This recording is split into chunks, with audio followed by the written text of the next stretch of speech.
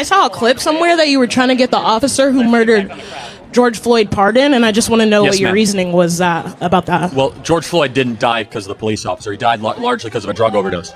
But he had his knee on his neck. We all saw the video. But the knee on the neck is actually an approved police technique that police departments taught Derek Chauvin to use. Do you know that George Floyd was saying, "I couldn't breathe," well before that restraining technique? And so why'd they use the technique if he already couldn't breathe?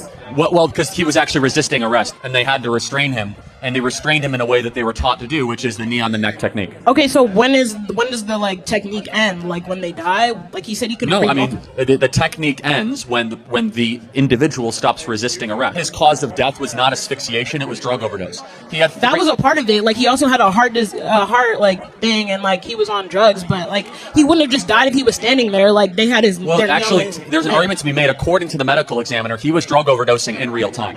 That it wasn't because of the police officer Derek Chauvin that put his knee on the neck.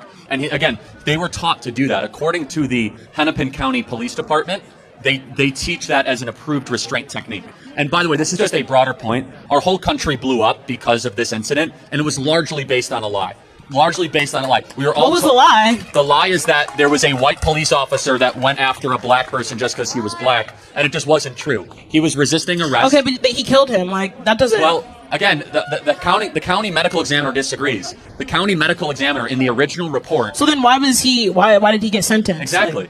That's a good question. I'm saying, it's because it was largely a show trial where actually they were not allowed to submit what evidence. trial? A show trial. A show trial is an example where you put people on display or a show for a political purpose or political means.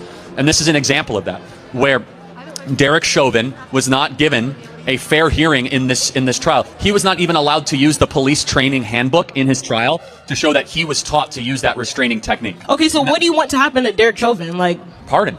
So he's just free? What is that? Yes. What message does that send to like? It should be. It's a message that you should get an actual fair trial and that you're not going to get a trial by media.